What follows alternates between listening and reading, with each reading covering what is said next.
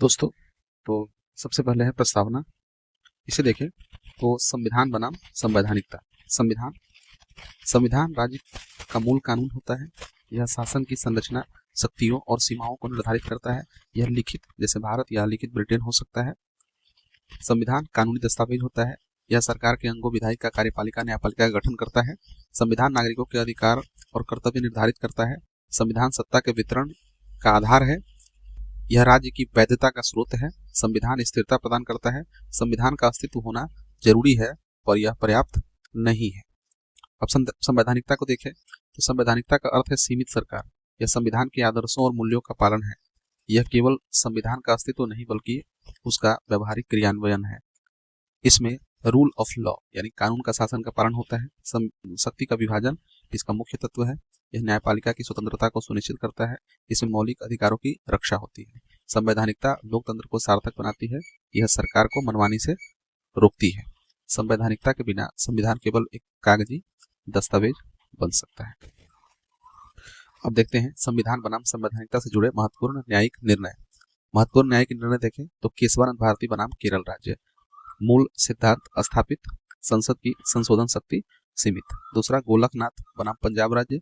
मौलिक अधिकारों में संशोधन नहीं किया जा सकता है, प्रारंभिक दृष्टिकोण। मिनर्वा मिल्स बनाम भारत संघ। सीमित संशोधन शक्ति, मौलिक अधिकार एवं नीति निर्देशक तत्वों में संतुलन। IR को एल्हो बनाम तमिलनाडु राज्य। नौम सूची के कानून भी न्यायिक पुनर्विलोकन के अधीन।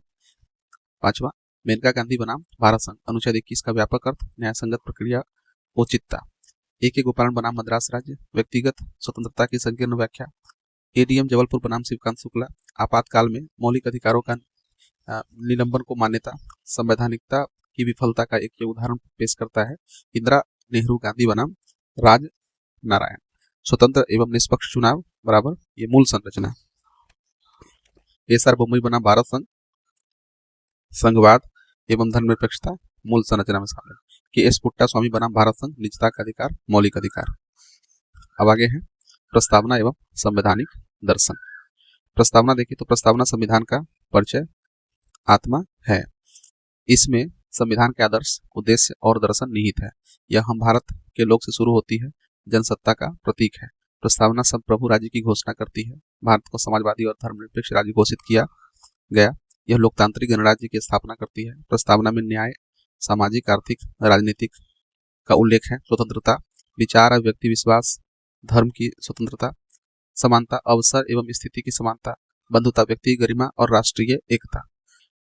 संवैधानिक दर्शन देखें तो संविधान का दर्शन उदारवाद प्लस समाजवाद प्लस लोकतंत्र का मिश्रण है। यह कल्याणकारी राज्य की अवधारणा को बढ़ावा देता है।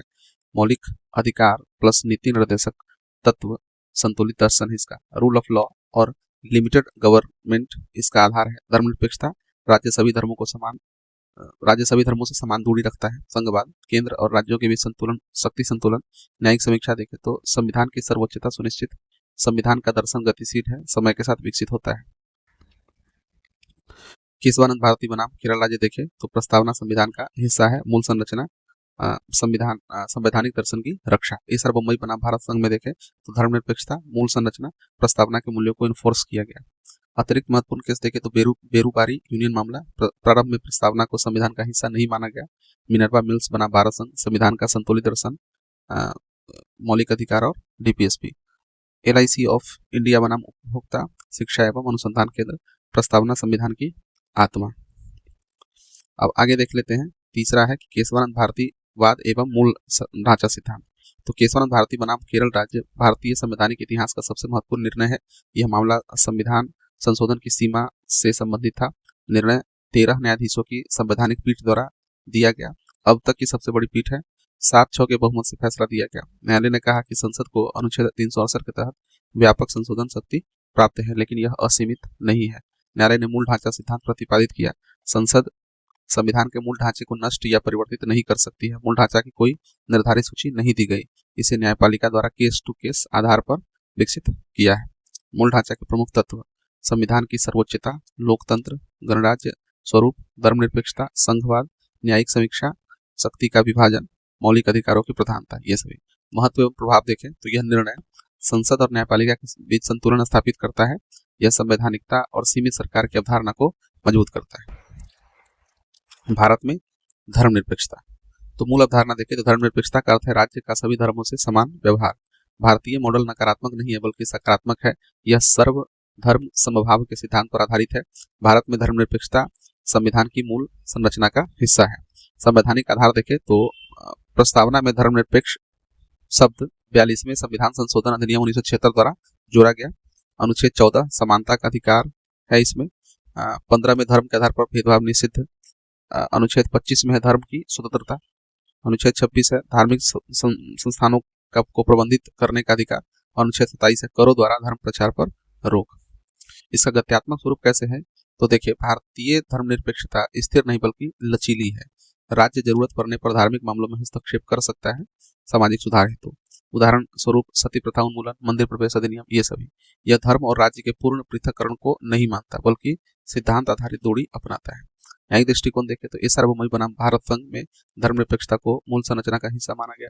केशवानंद भारती बनाम केरल राज्य में देखें तो मूल संरचना सिद्धांत धर्मनिरपेक्षता को सुरक्षित रखा गया। अर्जुन सिंह बनाम राज्य में देखें तो राज्य का धर्म से दूरी बनाए रखना, ये महत्व देखिए इसका।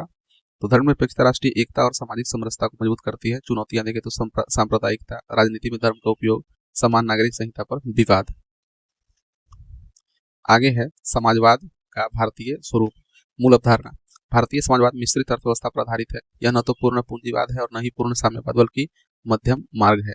इसका उद्देश्य आर्थिक एवं सामाजिक न्याय स्थापित करना है। यह लोकतांत्रिक ढांचे के भीतर समाजवाद को लागू करता है। संवैधानिक आधार देखें तो प्रस्तावना में समाजवादी शब्द 42वें संविधान संशोधन अधिनियम 1976 द्वारा जोड़ा गया।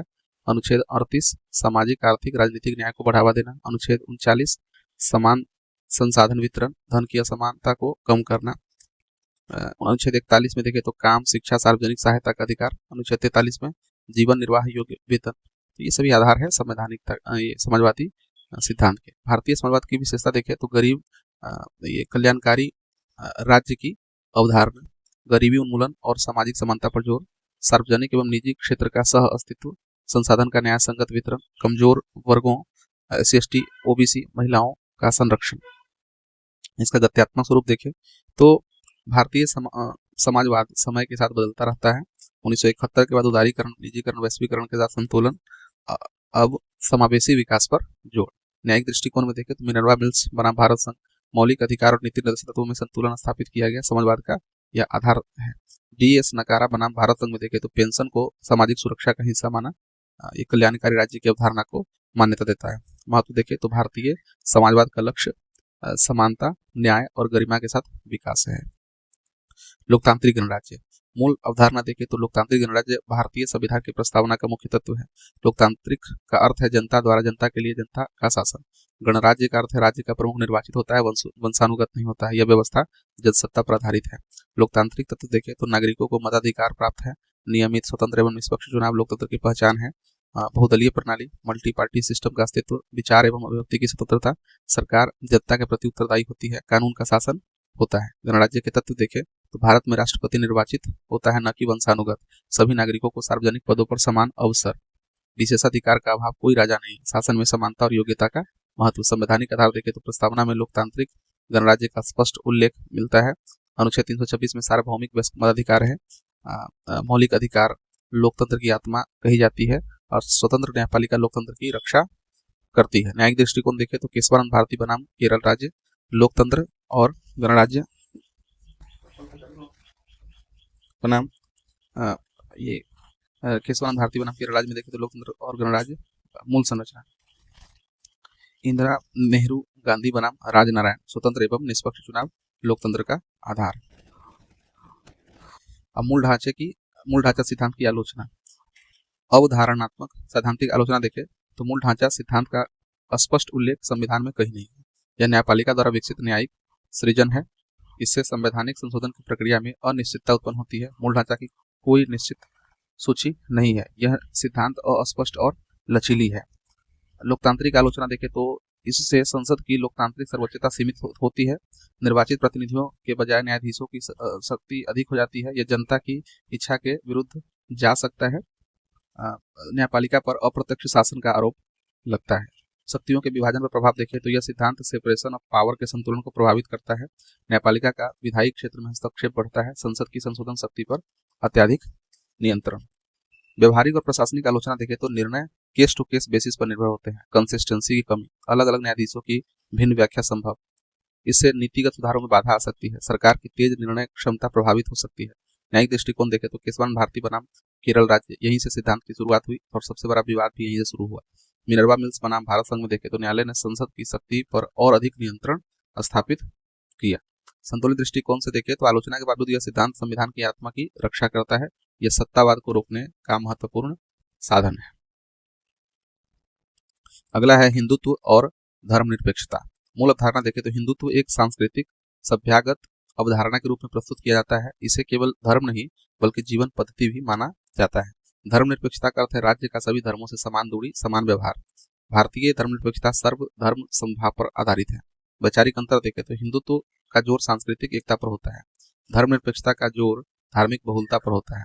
हिंदुत्व में राष्ट्र की सांस्कृतिक पहचान प्रमुख मानी जाती है। धर्मनिरपेक्षता में व्यक्ति की धार्मिक स्वतंत्रता सर्वोपरि होती है। संवैधानिक परिप्रेक्ष्य देखें तो प्रस्तावना में धर्मनिरपेक्षता शब्द 42वें संविधान संशोधन अधिनियम 1976 द्वारा जोड़ा गया। अनुच्छेद 25 से लेकर 28 तक धार्मिक स्वतंत्रता सुनिश्चित करते हैं।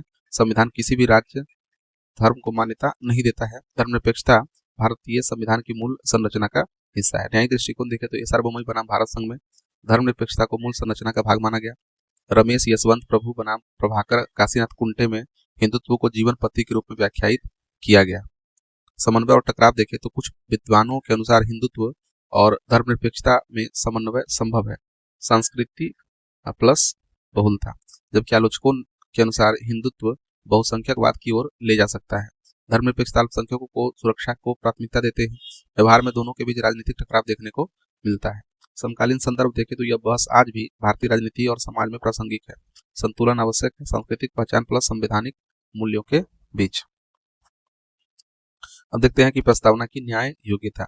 मूल अवधारणा देखें तो न्याय योग्यता का अर्थ है क्या किसी प्रावधान को न्यायालय में लागू या प्रवर्तित किया जा सकता है। प्रश्न है कि क्या प्रस्तावना स्वयं में अदालती अधिकार देती है। सामान्यतः प्रस्तावना प्रत्यक्ष रूप से न्याय योग्य नहीं मानी जाती। यह अधिकारों का स्रोत नहीं बल्कि मार्गदर्शक सिद्धांत है। प्रकृति और भूमिका देखें तो प्रस्तावना संविधान की आत्मा परिचय है। यह संविधान के उद्देश्य और दर्शन को व्यक्त करती है। यह व्याख्यात्मक उपकरण के रूप में उपयोग होती है। जब किसी प्रावधान में अस्पष्टता हो तो प्रस्तावना से अर्थ स्पष्ट किया जाता है। न्यायिक दृष्टिकोण देखें तो बेरू बारू यूनियन मामला देखें तो प्रस्तावना को संविधान का भाग नहीं माना गया। इसे न्यायालय में परिवर्तनीय नहीं माना गया। केशवानंद भारती बनाम केरल राज्यवाद में देखें तो प्रस्तावना संविधान का हिस्सा है परंतु यह स्वतंत्र रूप से न्याय योग्य नहीं है। मिनर्वा मिल्स बनाम भारत संघ में प्रस्तावना के मूल्यों को लागू करने में न्यायालय सक्रिय मौलिक अधिकार और नीति निर्देश सिद्धांत के बीच संतुलन का उपयोग किया गया। न्याय योग्यता की स्थिति देखें तो प्रस्तावना स्वयं में अधिकार लागू नहीं कर सकती है। इसे सीधे अदालत में चुनौती या दावा के रूप में नहीं लिया जा सकता है, लेकिन यह अन्य प्रावधानों की व्याख्या में सहायक होती है। यह संविधान की मूल संरचना को समझने में मदद करती है। महत्व देखें तो प्रस्तावना संवैधानिक दर्शन को स्पष्ट करती है। यह न्यायपालिका को मार्गदर्शन प्रदान करती है। यह कानूनों की वैधता तय करने में सहायता करती है। यह न्याय, स्वतंत्रता, समानता, बंधुता के मूल्यों को स्थापित करती है। निष्कर्ष में देखें तो प्रस्तावना प्रत्यक्ष रूप से न्याय योग्य नहीं है परंतु यह संविधान की आत्मा के रूप में न्यायिक निर्णयों को दिशा देती है। संवैधानिक नैतिकता। मूल अवधारणा देखें तो संवैधानिक नैतिकता का अर्थ है संविधान के मूल्यों, आदर्शों और सिद्धांतों के अनुरूप आचरण करना। यह केवल कानून का पालन नहीं बल्कि संविधान की भावना का सम्मान है। यह अवधारणा डॉक्टर बी.आर. अम्बेडकर द्वारा प्रमुखता से प्रस्तुत की गई। इसका उद्देश्य है लोकतंत्र को नैतिक आधार प्रदान करना। प्रमुख तत्व देखें तो रूल ऑफ लॉ, व्यक्तिगत स्वतंत्रता, समानता, न्याय, बहुलवाद और सहिष्णुता, संवैधानिक संस्थाओं का सम्मान। विशेषता में देखें यह लिखित नियमों से बड़े आचरण का मार्गदर्शन करती है। यह अल्पसंख्यकों के अधिकारों की रक्षा पर जोर देती है। यह बहुमत की मनमानी को सीमित करती है। जवाबदेही सुनिश्चित करती है। न्यायिक दृष्टिकोण देखें तो नवतेज सिंह जौहर बनाम भारत संघ, LGBTQ प्लस अधिकारों को मान्यता, संवैधानिक नैतिकता को प्राथमिकता। ठीक है। के.एस. पुट्टा स्वामी बनाम भारत संघ, निजता के अधिकार बराबर गरिमा प्लस स्वतंत्रता। सायरा बानू बनाम भारत संघ देखें तो ट्रिपल तलाक निरस्त किया गया, लैंगिक समानता के आधार पर। महत्व देखें तो यह संविधान को जीवंत बनाए रखती है, यह सामाजिक मूल्यों और संवैधानिक मूल्यों के भी संतुलन स्थापित करती है, यह लोकतंत्र को सार्थक और समावेशी बनाती है। तो हमने देखा संवैधानिक नैतिकता। अब अगला अध्याय है मौलिक अधिकार से। तो सबसे पहला जो है हम देखते हैं अनुच्छेद 32 की प्रासंगिकता। मूल अवधारणा देखें तो अनुच्छेद 32 को संविधान की आत्मा और हृदय कहा जाता है। यह कथन डॉक्टर बी आर अम्बेडकर द्वारा दिया गया। यह मौलिक अधिकारों के संरक्षण का मुख्य साधन है। नागरिक सीधे सर्वोच्च न्यायालय में जा सकते हैं। अधिकार और प्रकृति देखें तो अनुच्छेद 32 स्वयं में एक मौलिक अधिकार है। यह न्यायिक उपचार प्रदान करते हैं। यह राज्य के विरुद्ध प्रत्यक्ष कार्रवाई का अधिकार देता है। यह अधिकार संविधान द्वारा गारंटीकृत है। रिट की शक्ति है। ये सर्वोच्च न्यायालय 5 प्रकार की रिट जारी कर सकती है: habeas corpus, mandamus, prohibition, certiorari और क्यू वारंटो। ये रिट्स अधिकारों के उल्लंघन को तुरंत रोकती है। प्रासंगिकता देखिए, यह नागरिक स्वतंत्रता की रक्षा का सबसे प्रभावी माध्यम है। यह रूल ऑफ लॉ को सुनिश्चित करता है। यह सरकार की मनमानी पर नियंत्रण रखता है। यह न्यायपालिका को संविधान का संरक्षक बनाता है। न्यायिक दृष्टिकोण देखें तो रोमेश थापर बनाम मद्रास राज्य में देखें तो आर्टिकल 32 का प्रारंभिक उपयोग किया गया व्यक्तिगत ये अभिव्यक्ति की स्वतंत्रता की रक्षा के लिए। केशवानंद भारती बनाम केरल राज्य में देखें तो अनुच्छेद 32 को मूल संरचना का हिस्सा बताया गया। एल चंद्र कुमार बनाम भारत संघ में देखें तो न्यायिक समीक्षा और आर्टिकल 32 की शक्ति बरकरार रखी गई। समकालीन महत्व देखें तो PIL के माध्यम से जनहित में उपयोग बढ़ा। यह कमजोर वर्गों को न्याय तक पहुंच देता है। यह लोकतंत्र के सार्थक और उत्तरदायी बनाता है। अगला टॉपिक है कि युक्ति युक्त निर्बंधन। मूल अवधारणा देखें तो युक्ति युक्त निर्बंधन का अर्थ है मौलिक अधिकारों पर तर्कसंगत और न्याय संगत सीमाएं। ये प्रतिबंध पूर्ण अधिकारों को संतुलित करने के लिए लगाए जाते हैं। मौलिक अधिकार पूर्ण नहीं है बल्कि सापेक्ष है। उद्देश्य देखें तो व्यक्ति की स्वतंत्रता और समाज के हित में संतुलन। संवैधानिक आधार देखा जाए तो अनुच्छेद 19(2) से लेकर अनुच्छेद 19(6) में प्रावधान किया गया है। 19(2) में है अभिव्यक्ति की स्वतंत्रता पर प्रतिबंध। आधार देखें तो राज्य की सुरक्षा, सार्वजनिक व्यवस्था, शिष्टाचार, मानहानि, ये सभी। अनुच्छेद 19(3) देखें तो शांतिपूर्ण सभा पर प्रतिबंध है। अनुच्छेद 19(4) में देखें तो संघ संस्था बनाने की स्वतंत्रता पर प्रतिबंध है। 19(5) में देखें तो आवास एवं निवास पर प्रतिबंध किया गया है। युक्ति युक्तता का परीक्षण। तो प्रतिबंध मनमाना नहीं होना चाहिए, उचित उद्देश्य होना चाहिए, उपाय और उद्देश्य के भी संतुलन होना चाहिए, प्रतिबंध अत्यधिक नहीं होना चाहिए। न्यायिक दृष्टिकोण देखें तो स्टेट ऑफ मद्रास बनाम BG राव ये लिखा है कि रीजनेबलनेस का परीक्षण स्थापित यानी युक्ति युक्त। उसके बाद है चिंतामण राव बनाम मद्रास माफ कीजिए चिंतामण राव बनाम मध्य प्रदेश राज्य, अत्यधिक प्रतिबंध, असंवैधानिक।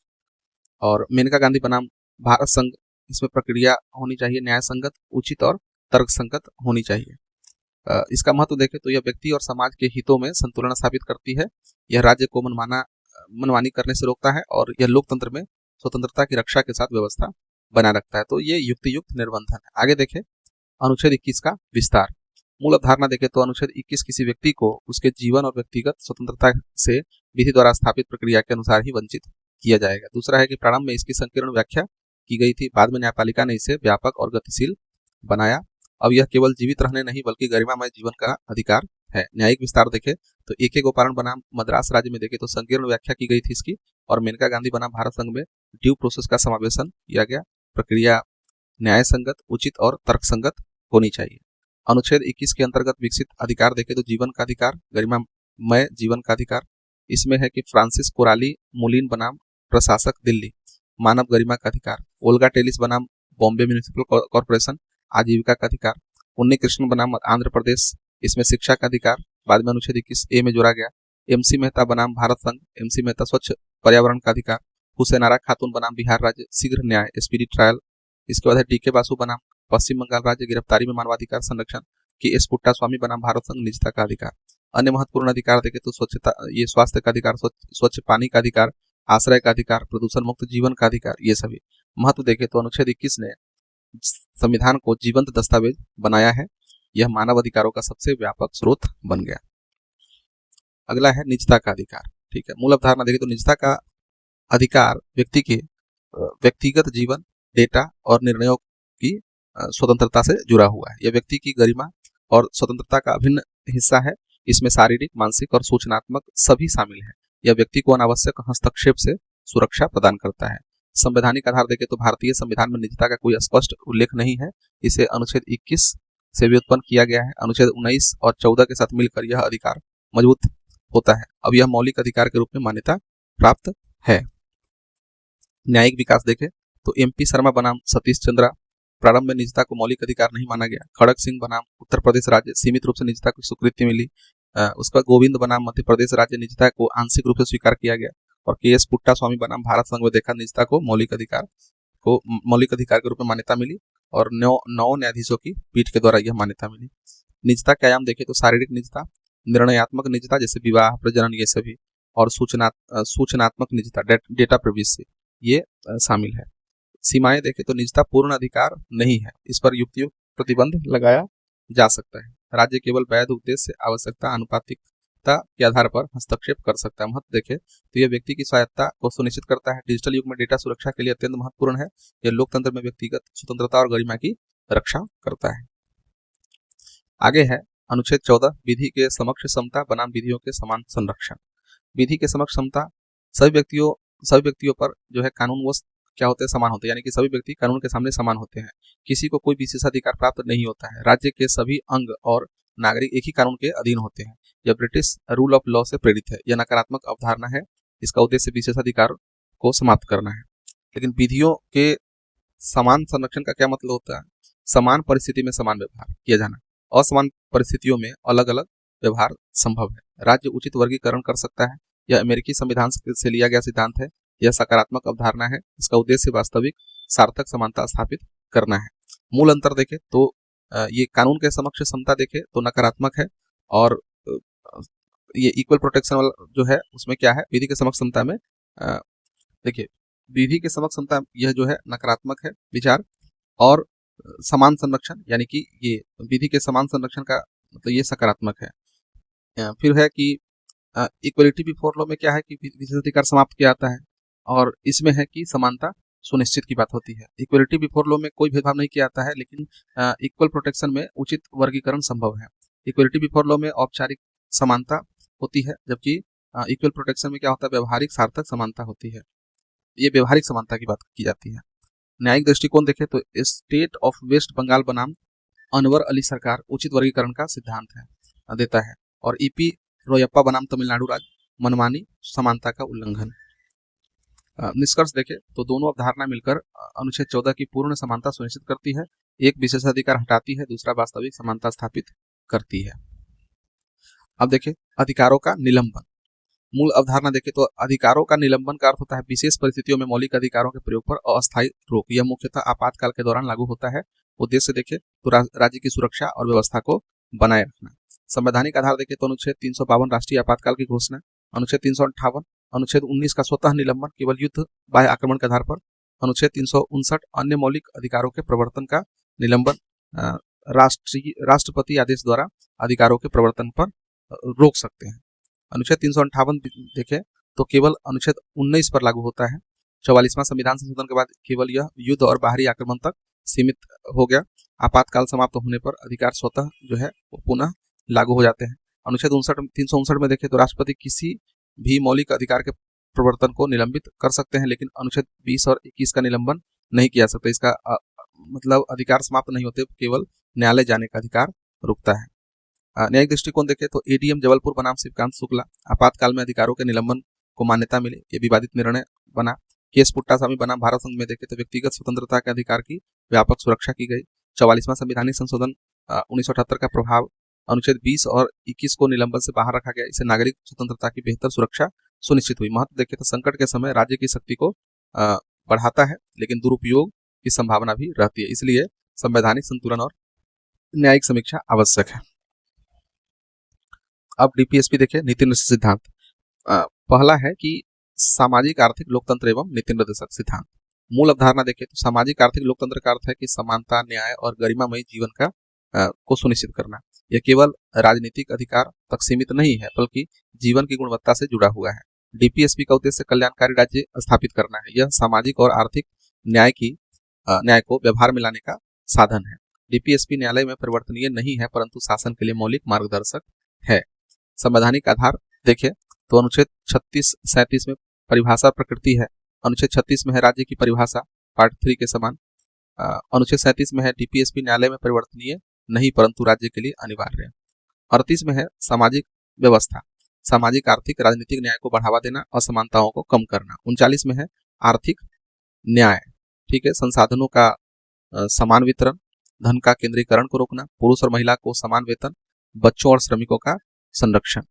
इसका अनुच्छेद 39A में देखें तो न्याय तक पहुंच, निःशुल्क विधिक सहायता, न्याय तक समान पहुंच। अनुच्छेद 40 में देखें स्थानीय स्वशासन, ग्राम पंचायतों की स्थापना, जमीनी लोकतंत्र की स्थापना करना। अनुच्छेद 41 में देखें तो सामाजिक सुरक्षा, काम, शिक्षा और सार्वजनिक सहायता का अधिकार।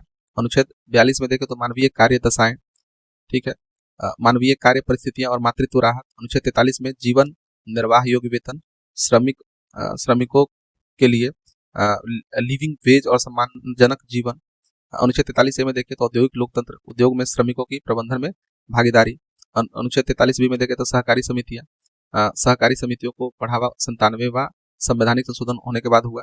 फिर है कि अनुच्छेद 44 समान नागरिक संहिता, यूनिफॉर्म सिविल कोड, सामाजिक समानता को बढ़ावा देना। अनुच्छेद 45 बाल शिक्षा, 6 वर्ष तक के बच्चों की प्रारंभिक देखभाल और शिक्षा का कार्य। अनुच्छेद 46 में देखें तो कमजोर वर्गों का उत्थान, SC ST OBC कमजोर वर्गों के लिए शैक्षिक और आर्थिक हितों का संरक्षण। अनुच्छेद 47 में देखें तो स्वास्थ्य और पोषण स्तर और जन स्वास्थ्य में सुधार, नशीले पदार्थों के सेवन पर नियंत्रण। अनुच्छेद 48 में देखें तो कृषि, पशुपालन, कृषि का आधुनिकीकरण और पशुधन संरक्षण। अनुच्छेद 48A में देखें तो पर्यावरण संरक्षण, पर्यावरण और वन संरक्षण। अनुच्छेद 49 में देखें तो सांस्कृतिक धरोहर यानी कि राष्ट्रीय महत्व के स्मारकों का संरक्षण। और अनुच्छेद 50 में न्यायपालिका की स्वतंत्रता, कार्यपालिका से न्यायपालिका का पृथक्करण। उसके बाद 51 में, अनुच्छेद 51 में अंतर्राष्ट्रीय शांति और सुरक्षा को बढ़ावा देना। सामाजिक आर्थिक लोकतंत्र की विशेषताओं को देखें तो आर्थिक समानता, सामाजिक न्याय, कल्याणकारी राज्य, गरीबी उन्मूलन, समावेशी विकास। इसके महत्व को देखें तो राजनीतिक लोकतंत्र को वास्तविक बनाता है, समाज में असमानता कम करता है, कमजोर वर्गों को सशक्त बनाता है, संविधान के आदर्शों को लागू करता है। नीति निर्देशक सिद्धांत का वर्गीकरण। समाजवादी सिद्धांत देखें, उद्देश्य है इसका सामाजिक एवं आर्थिक न्याय स्थापित करना, असमानता कम करना। अनुच्छेद 38 सामाजिक आर्थिक न्याय और असमानता में कमी। 39 में देखें संसाधनों का समान वितरण, समान वेतन। 39 में निःशुल्क विधिक सहायता। 41 में काम, शिक्षा और सार्वजनिक सहायता। 42 में मानवीय कार्य दशाएं, मातृत्व राहत। 43 में जीवन निर्वाह योग्य वेतन। 43 में उद्योगों में श्रमिकों की भागीदारी। 47 में पोषण स्तर एवं जन स्वास्थ्य में सुधार। गांधीवादी सिद्धांत को देखें, इसका उद्देश्य है ग्राम स्वराज, कुटीर उद्योग, कमजोर वर्गों का उत्थान। तो इसके लिए अनुच्छेद 40 ग्राम पंचायतों की स्थापना। अनुच्छेद 43 कुटीर एवं लघु उद्योगों को बढ़ावा देना।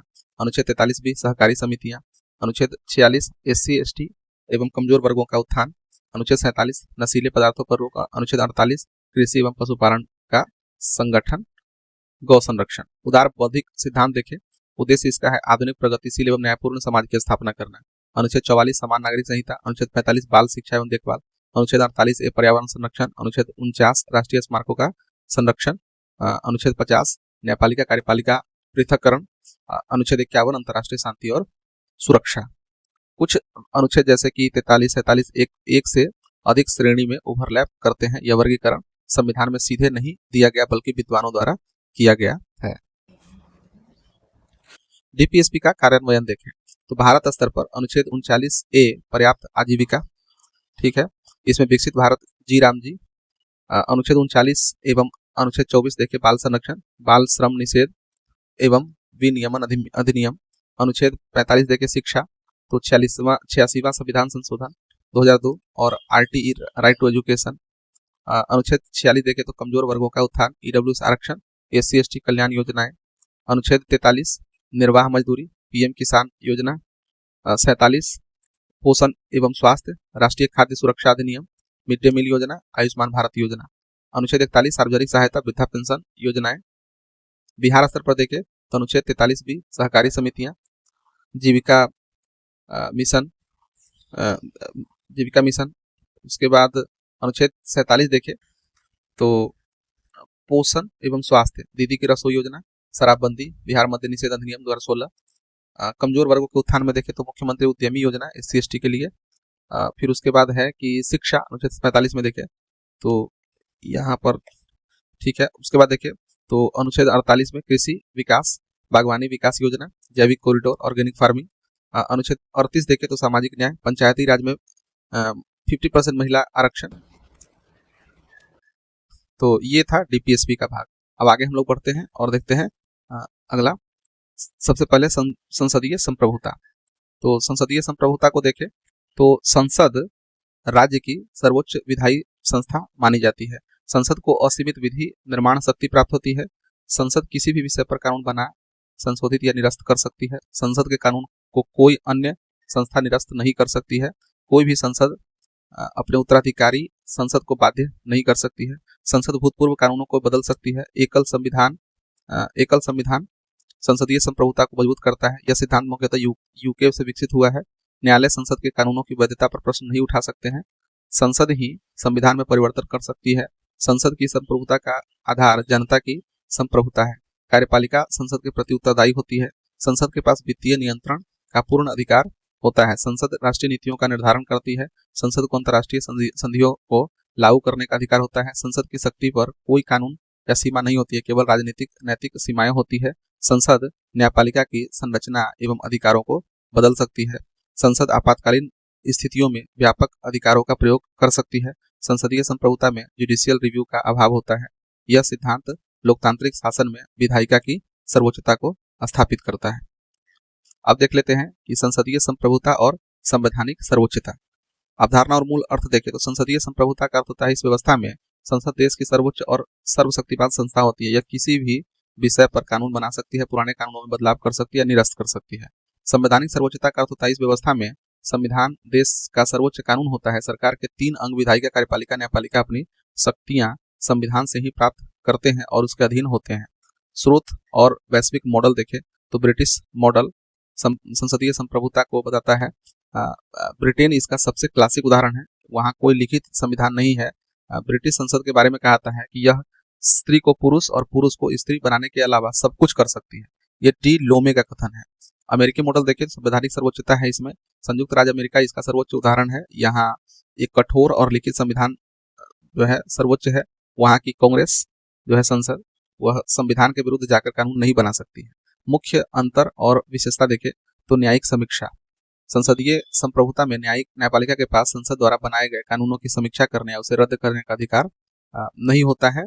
न्यायपालिका ये इसमें संसदीय संप्रभुता में न्यायिक सर्वोच्चता का पुट। संवैधानिक सर्वोच्चता वाले देश में न्यायपालिका के पास न्यायिक शक्ति की समीक्षा की शक्ति होती है।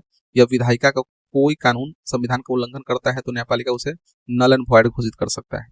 उसके बाद देखें तो संविधान की प्रकृति। संसदीय संप्रभुता प्रायः अलिखित और अत्यधिक लचीले संविधान वाले देशों में पाई जाती है।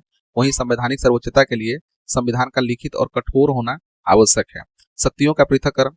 संवैधानिक सर्वोच्चता में विधायिका, कार्यपालिका और न्यायपालिका के बीच शक्तियों का स्पष्ट जो है बंटवारा होता है और नियंत्रण एवं संतुलन होता है। संसदीय संप्रभुता में विधायिका हावी रहती है। नागरिकों को मौलिक अधिकार। संसदीय व्यवस्था में अधिकार संसद की इच्छा पर निर्भर करता है। संवैधानिक सर्वोच्चता में मौलिक अधिकारों की गारंटी स्वयं संविधान देता है, जिसे साधारण कानून द्वारा छीना नहीं जा सकता है। भारतीय संदर्भ में एक अद्भुत समन्वय देखने को मिलता है। भारत का मध्यम मार्ग। भारतीय संविधान निर्माताओं ने न तो पूरी तरह से ब्रिटिश संसदीय संप्रभुता को अपनाया और न ही अमेरिकी न्यायिक सर्वोच्चता को। भारत में इस दोनों का बेहतरीन संतुलन स्थापित किया गया है। ठीक है, भारत में संविधान सर्वोच्च है।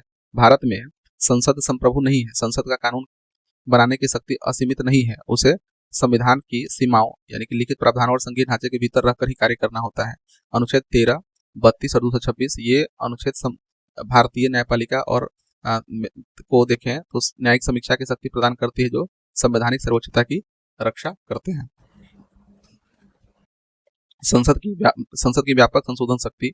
संविधान के अनुच्छेद 368 के तहत भारतीय संसद को संविधान के एक बड़े हिस्से में संशोधन करने की शक्ति प्राप्त है, जो भारतीय व्यवस्था में संसदीय शक्ति की व्यापकता को दर्शाता है।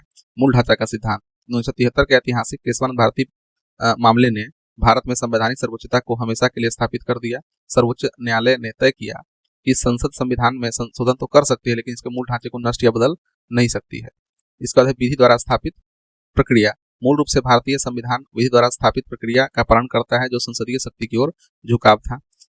विधि की सम्यक प्रक्रिया। मेनका गांधी केस 1978 के बाद भारतीय न्यायपालिका में विधि की सम्यक प्रक्रिया या ड्यू प्रोसेस ऑफ लॉ के सिद्धांत को अपना लिया गया है, जिसने क्या है संवैधानिक और न्यायिक सर्वोच्चता को और मजबूत किया है। समकालीन चुनौतियों और निष्कर्ष को देखें तो टकराव की स्थिति भारत में अक्सर संसद की संशोधन शक्ति और न्यायपालिका की समीक्षा शक्ति के बीच वर्चस्व का टकराव देखने को मिलता है। इसका सबसे बड़ा उदाहरण है 99वां संवैधानिक संशोधन एनजेएसी यानी राष्ट्रीय न्यायिक नियुक्ति आयोग को सर्वोच्च न्यायालय द्वारा असंवैधानिक घोषित करना। उसका है बहुमतवाद पर रोक। संवैधानिक सर्वोच्चता का सबसे बड़ा लाभ यह किसी भी राजनीतिक दल को भारी बहुमत मिलने पर तानाशाह बनने और मनमाने कानून थोपने से रोकती है। संवैधानिक नैतिकता वर्तमान परिप्रेक्ष्य में न्यायालय केवल संविधान के अक्षरों की ही नहीं बल्कि संवैधानिक नैतिकता की भी रक्षा करते हैं, जो विधायी शक्तियों पर एक नैतिक अंकुश लगाता है। भारतीय राज व्यवस्था की सबसे बड़ी सफलता इसमें निहित है कि संसद जन भावनाओं का प्रतिनिधित्व करते हुए जन कल्याणकारी कानून बनाते हैं और न्यायपालिका संविधान के प्रहरी के रूप में यह सुनिश्चित करते हैं कि वे कानून संवैधानिक आदर्शों के अनुरूप हो। दोनों एक दूसरे के पूरक होने चाहिए, विरोधी नहीं। संशोधन प्रक्रिया अनुच्छेद 368 मूल अवधारणा देखें तो अनुच्छेद 368 भारतीय संविधान में संशोधन की प्रक्रिया एवं शक्ति प्रदान करता है। यह संसद को संविधान के किसी भी भाग में संशोधन की अनुमति देता है, सीमाओं के अधीन। संशोधन के प्रकार देखें तो साधारण बहुमत से, सिंपल मेजोरिटी से, तकनीकी रूप से अनुच्छेद 368 के अंतर्गत नहीं। उदाहरण राज्य का पुनर्गठन, नागरिकता से संबंधित विषय ये। इसके बाद देखें तो विशेष बहुमत से, स्पेशल मेजोरिटी, उपस्थित और मतदाता जो है उसमें 2/3 बहुमत होना चाहिए। साथ ही कुल सदस्य संख्या का बहुमत होना चाहिए। अधिकांश संशोधन इसी से होते हैं। विशेष बहुमत की बात करें और विशेष बहुमत प्लस राज्यों की स्वीकृति। विशेष बहुमत प्लस कम से कम आधे राज्यों की स्वीकृति लागू होता है जब संशोधन प्रभावित करता है संघ राज्य संबंध, राष्ट्रपति, न्यायपालिका की शक्तियां, संसद में राज्यों का प्रतिनिधित्व। ठीक है। संशोधन की प्रक्रिया को देखें तो संशोधन विधेयक संसद के किसी भी सदन में प्रस्तुत किया जा सकता है। इसे मंत्री या निजी सदस्य दोनों पेश कर सकते हैं। राष्ट्रपति की पूर्व स्वीकृति आवश्यक नहीं है। दोनों सदनों में अलग अलग पारित होना आवश्यक है। संयुक्त बैठक का प्रावधान नहीं है। पारित होने के बाद विधेयक राष्ट्रपति को भेजा जाता है। राष्ट्रपति अनिवार्य रूप से स्वीकृति देते हैं। प्रमुख विशेषताएं देखें तो अनुच्छेद 368 भारतीय संविधान में संशोधन की प्रक्रिया एवं शक्ति प्रदान करता है। संसद को संविधान के किसी भी भाग में संशोधन का अधिकार है, सीमाओं सहित। संशोधन की प्रक्रिया विशेष विधायी प्रक्रिया है। संविधान न तो पूर्णतः कठोर न पूर्णतः लचीला है। संशोधन विधेयक संसद के किसी भी सदन में प्रस्तुत किया जा सकता है। विधेयक मंत्री या निजी सदस्य दोनों द्वारा प्रस्तुत किया जा सकता है। राष्ट्रपति की पूर्व स्वीकृति आवश्यक नहीं होती है। दोनों सदनों द्वारा अलग अलग पारित होना आवश्यक है। संयुक्त बैठक का प्रावधान नहीं है। पारित होने पर राष्ट्रपति की स्वीकृति अनिवार्य है। संशोधन के लिए विशेष बहुमत 2/3 उपस्थित एवं मतदान करने वालों का प्लस कुल बहुमत आवश्यक होता है। कुछ संशोधनों के लिए राज्यों की स्वीकृति कम से कम आधे राज्यों जो है आवश्यक है। यह संघीय ढांचे की रक्षा करता है। साधारण बहुमत से भी कुछ संशोधन किए जाते हैं। यह अनुच्छेद 368 के बाहर। संशोधन की संसद की संशोधन शक्ति व्यापक है लेकिन सीमित है। न्यायिक समीक्षा संशोधन पर भी लागू होती है। केशवानंद भारती बनाम केरल राज्य में मूल संरचना सिद्धांत स्थापित हुआ। संसद संविधान की मूल संरचना को नहीं बदल सकती। मिनर्वा मिल्स बनाम भारत संघ ने संशोधन शक्ति की सीमा स्पष्ट की। यह प्रक्रिया संविधान में अस्थायित्व और परिवर्तनशीलता के बीच संतुलन स्थापित करती है। न्यायिक सीमाओं को देखें तो केशवानंद भारती बनाम केरल राज्य मूल संरचना सिद्धांत स्थापित। संसद संशोधन कर सकती है लेकिन संविधान की मूल संरचना जैसे कि लोकतंत्र, न्यायपालिका की स्वतंत्रता, संघीयता को नहीं बदल सकती है। अन्य महत्वपूर्ण निर्णय देखें तो शंकर प्रसाद बनाम भारत संघ, संसद को मौलिक अधिकारों में संशोधन का अधिकार माना गया। संविधान संशोधन को कानून यानी कि आर्टिकल 13 के अंतर्गत नहीं माना गया। फिर दूसरा मामला सज्जन सिंह बनाम राजस्थान राज्य, शंकरी प्रसाद मामले को दोहराया और संसद की संशोधन शक्ति को मान्यता दी गई। गोलकनाथ बनाम पंजाब राज्य में देखें तो संसद को मौलिक अधिकार में संशोधन से वंचित किया गया। संविधान संशोधन को आर्टिकल 13 के अंतर्गत कानून माना गया।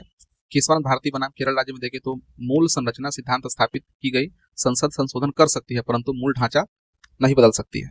फिर इंदिरा गांधी बनाम राजनारायण में देखें तो लोकतंत्र और न्यायिक समीक्षा को मूल संरचना माना गया। मिनर्वा मिल्स बनाम भारत संघ में देखें तो संशोधन शक्ति को सीमित बताया। डीपीएसपी और मौलिक अधिकारों के बीच संतुलन। वामन राव बनाम भारत संघ में 24 अप्रैल 1973 में केशवानंद निर्णय तिथि को कट ऑफ डेट माना और इसके बाद के कानूनों पर बेसिक स्ट्रक्चर लागू। ए सार्वभौमई बनाम भारत संघ में देखें तो संघीय ढांचा को मूल संरचना घोषित किया गया। आई आर कोहेलो बनाम तमिलनाडु राज्य देखें तो 9वीं अनुसूची कानून भी न्यायिक समीक्षा के अधीन है। और मूल संरचना के विरुद्ध होने पर निरस्त। एनजेएससी मामला देखें तो 99वां संविधान संशोधन निरस्त, न्यायपालिका की स्वतंत्रता को मूल संरचना माना गया। अब आगे देखते हैं राज्यसभा की प्रासंगिकता। संघीय ढांचे की रक्षा। राज्यसभा राज्यों का प्रतिनिधित्व करती है और संघीय संतुलन बनाए रखती है। द्विसदनीय व्यवस्था का अंग, ठीक है, संसद की द्विसदनीयता को सुनिश्चित करती है। विधायी पुनरीक्षण। लोकसभा द्वारा पारित विधेयकों की समीक्षा एवं सुधार करती है। जल्दबाजी पर नियंत्रण करती है। कानून निर्माण में जल्दीबाजी को रोकती है। अस्थायी सदन है, यह कभी भंग नहीं होती है, शासन में निरंतरता बनाए रखती है। अनुभवी व्यक्तियों का मंच है, विशेषज्ञों और अनुभवी व्यक्तियों को संसद में स्थान देती है। राज्यों के हितों की रक्षा। राष्ट्रीय नीतियों में राज्यों के दृष्टिकोण को शामिल करती है। अनुच्छेद 249 की शक्ति। राष्ट्रीय हित में राज्य सूची के विषय पर संसद को कानून बनाने की अनुमति दे सकती है। अनुच्छेद 312 की भूमिका। अखिल भारतीय सेवाओं के निर्माण में विशेष भूमिका।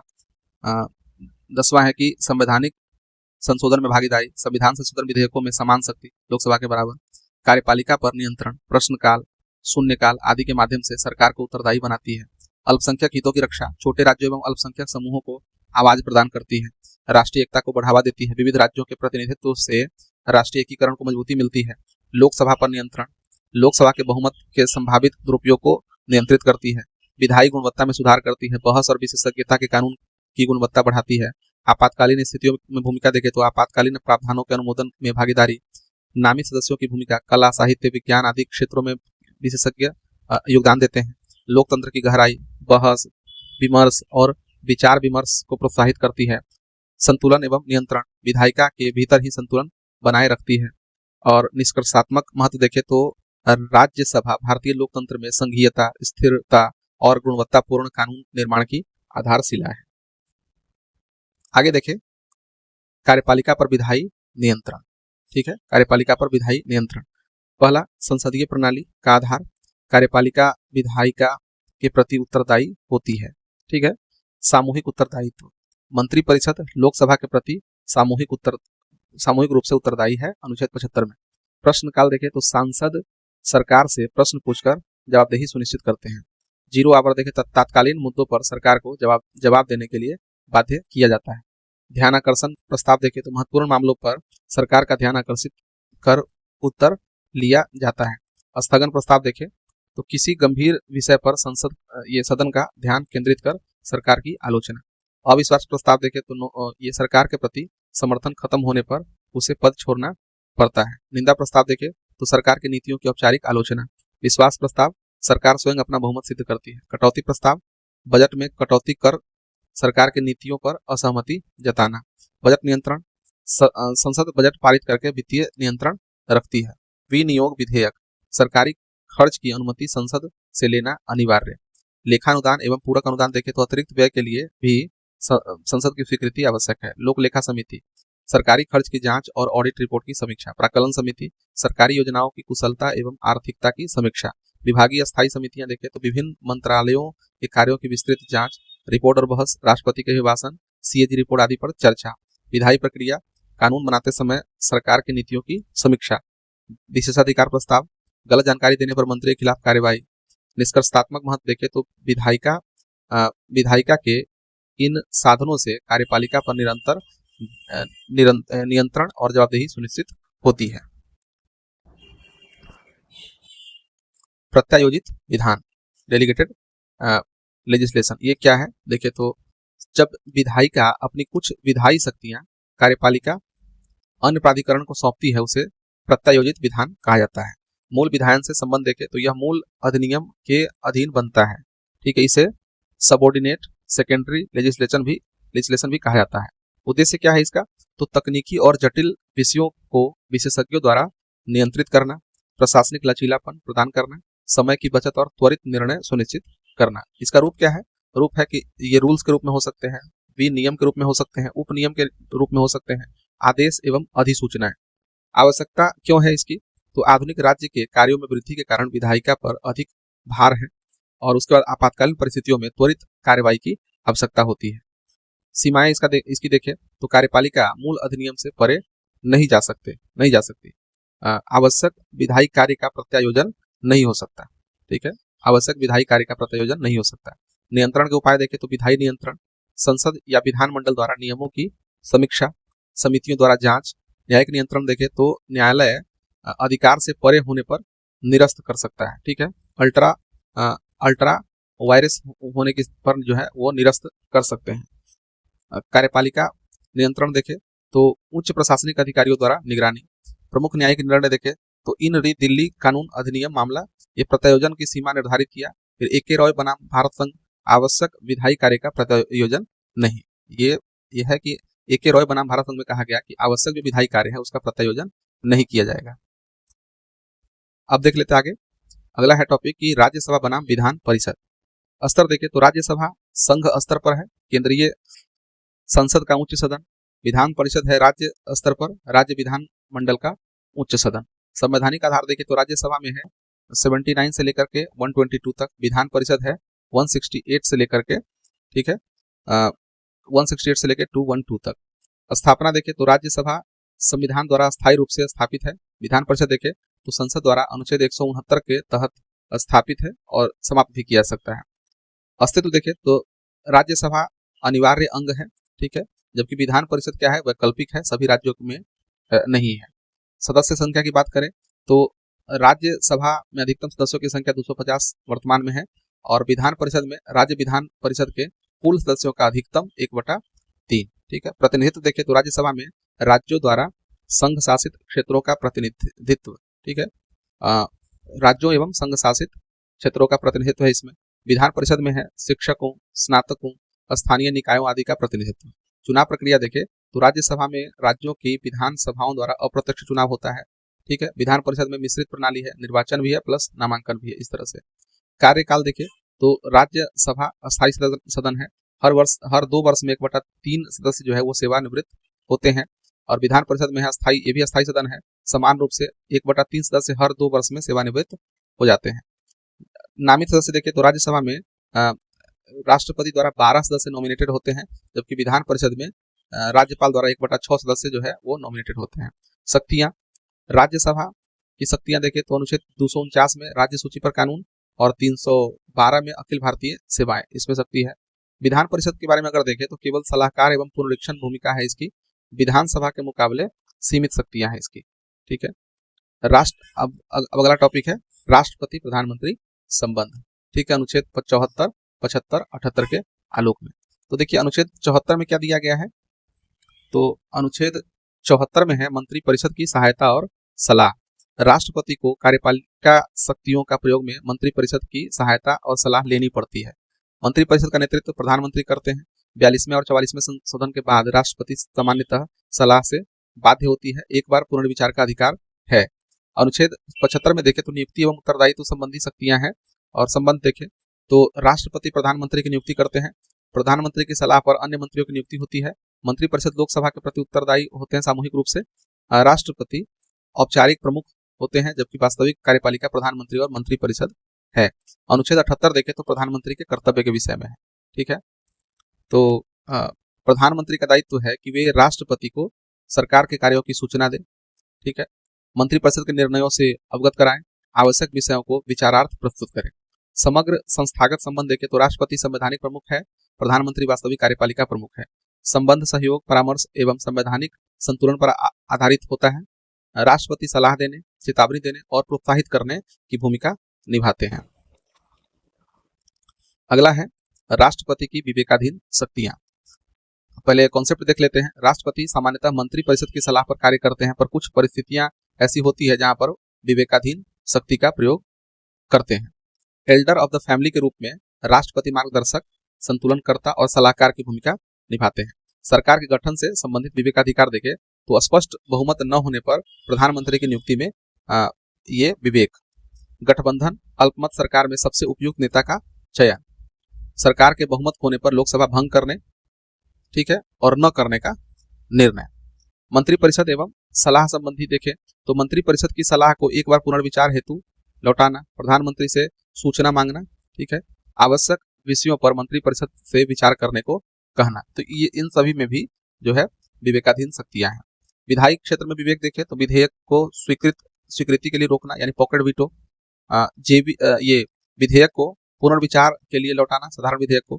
और राज्य विधेयकों को राष्ट्रपति के विचार हेतु सुरक्षित रखना। ठीक है, राज्य विधेयकों को राष्ट्रपति के विचार हेतु सुरक्षित रखना, ये राज्यपाल के माध्यम से। आपातकाल स्थिति देखें तो कुछ परिस्थितियों में आपातकाल संबंधी प्रस्तावों पर सावधानी पूर्वक विवेक, अनुच्छेद 356 के दुरुपयोग पर संतुलनकारी भूमिका।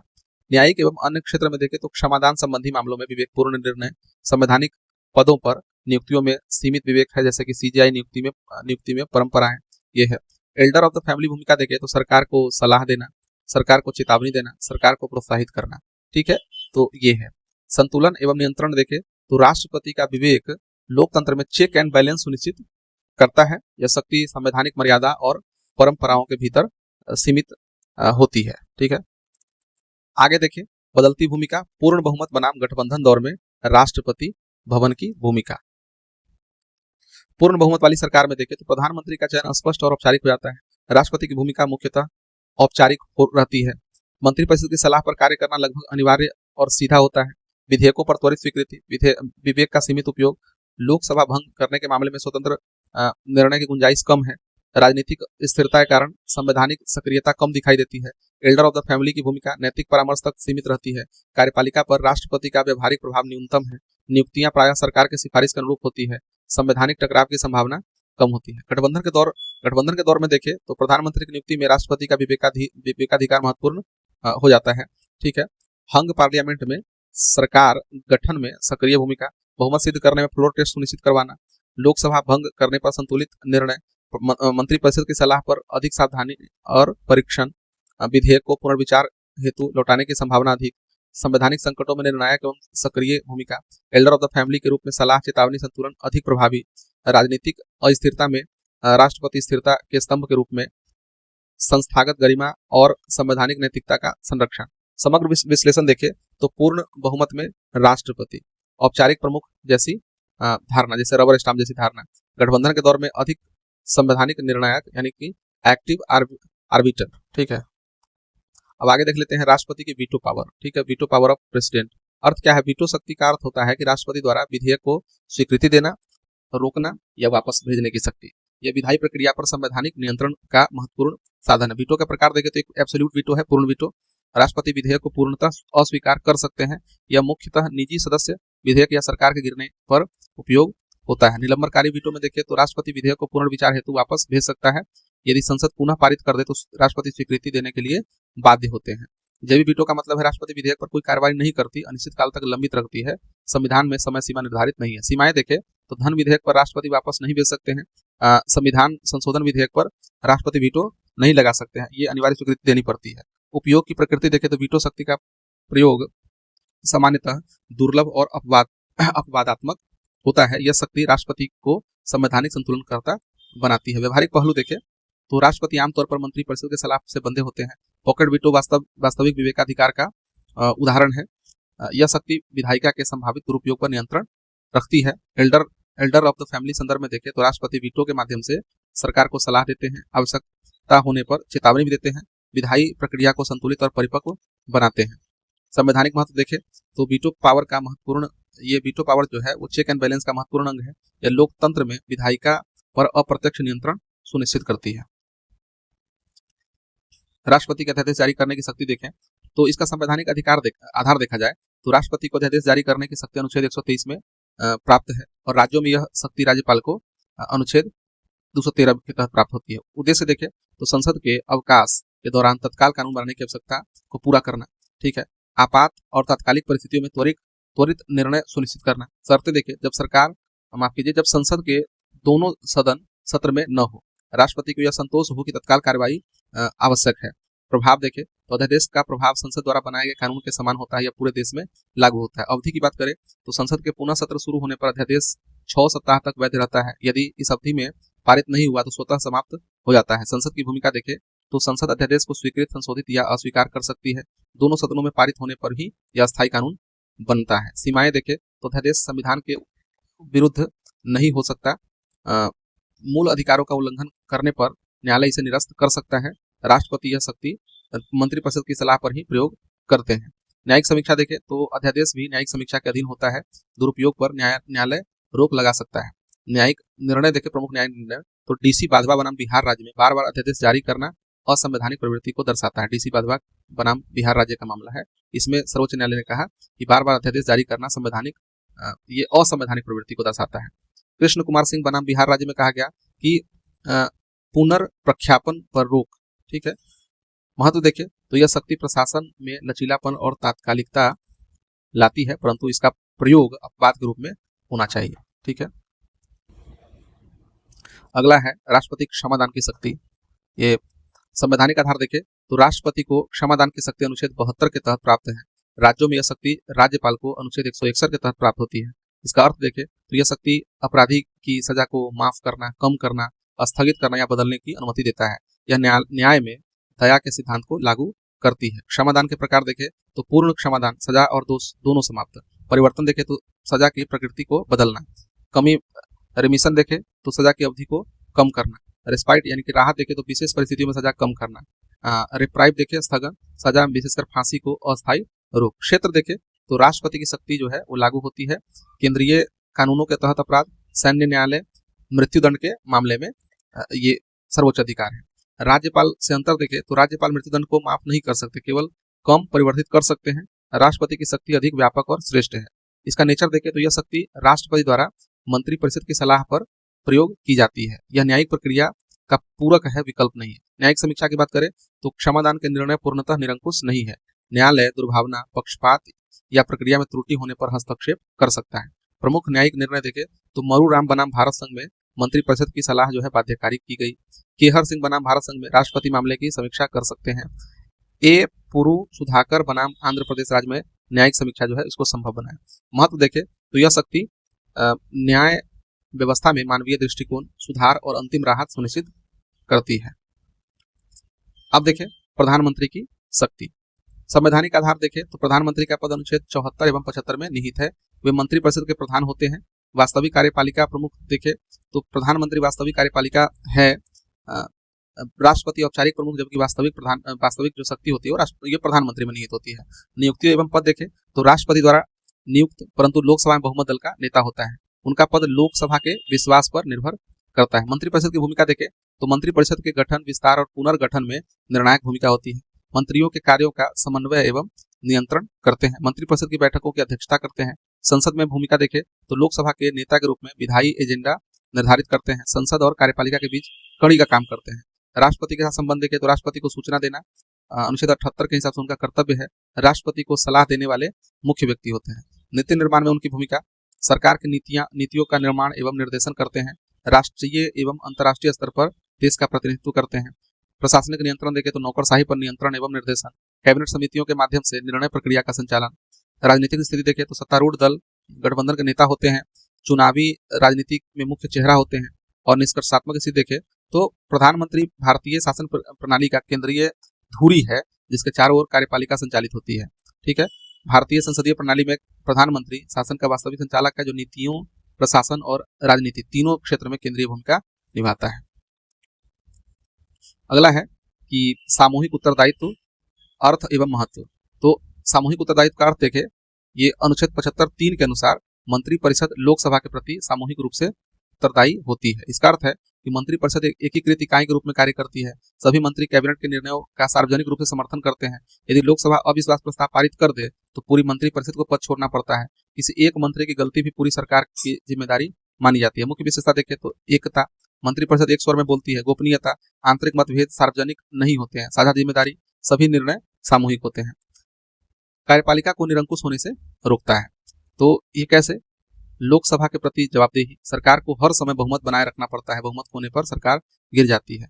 फिर देखिए अविश्वास प्रस्ताव का भय, विपक्ष किसी भी समय नो कॉन्फिडेंस मोशन ला सकता है। इससे सरकार के निरंतर राजनीतिक दबाव बना रहता है। इसमें संसदीय नियंत्रण के अन्य साधन, प्रश्नकाल, शून्यकाल, बहस आदि के माध्यम से सरकार को जवाब देना अनिवार्य होता है। मनमानी पर अंकुश, कोई भी मंत्री व्यक्तिगत रूप से मनमाना निर्णय नहीं ले सकता है। सभी निर्णय कैबिनेट के सामूहिक विचार विमर्श से होते हैं।